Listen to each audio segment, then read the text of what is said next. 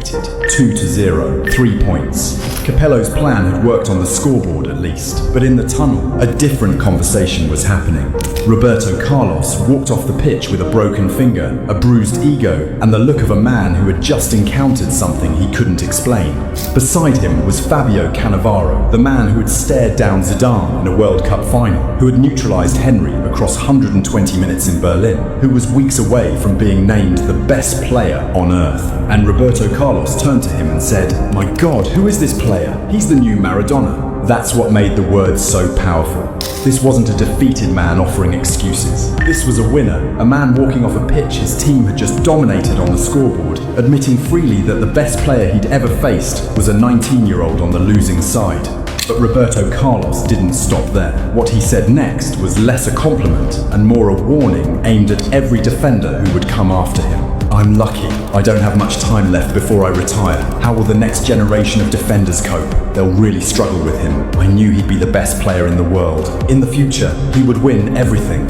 Roberto Carlos left Real Madrid at the end of that season. He'd played his final El Clasico, and the last image he carried from the fixture that defined his career wasn't a trophy lift or a famous free kick. It was a broken finger and the memory of a 19-year-old who made him feel helpless. Cannavaro stayed, won 2 La Liga titles with Real Madrid, collected his Ballon d'Or 1 month later, continued to be recognized as one of the finest defenders of his generation.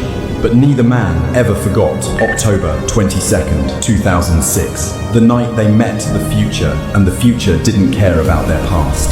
5 months later, 10th March 2007, the return fixture, Camp Nou. Same defenders, same teenager, same number, 19 shirt. But this time, Barcelona were at home. And this time, Messi wasn't going to let finishing let him down. Van Nistelrooy opened the scoring for Madrid, just like the Bernabeu, just like last time. Real Madrid in front, comfortable, Capello's system working. And then Messi happened. He equalised in the 11th minute. Van Nistelrooy scored again. Messi equalised again in the 19th minute. Sergio Ramos put Madrid ahead for a third time in the 73rd minute. And in the 88th minute, with the game slipping away, with Real Madrid 2 minutes from victory, Messi picked up the ball on the edge of the box, danced past 2 defenders, and curled a left-footed shot into the bottom corner. 3-3, hat-trick. The youngest player to ever score 3 goals in El Clasico. 3 equalisers. 3 times Real Madrid took the lead. 3 times a 19-year-old dragged Barcelona back from the dead. Every goal was more audacious than the last. Every finish more composed than a teenager had any right to deliver. The performance at the Bernabeu 5 months earlier had been the warning. This was the confirmation. The night Roberto Carlos told Cannavaro about was no longer a prophecy, it was reality. Messi didn't score. His team lost 2-0. The highlights don't feature his name on the scoresheet. If you only looked at the result, you'd think nothing remarkable happened. But that night became known as the night 2 World Cup winners met the future of football, and he left one of them with a scar he still shows the world, smiling 2 decades later. Messi didn't score, Barcelona didn't win, but Roberto Carlos walked off with a broken finger he still shows on camera 2 decades later, laughing, calling it a souvenir.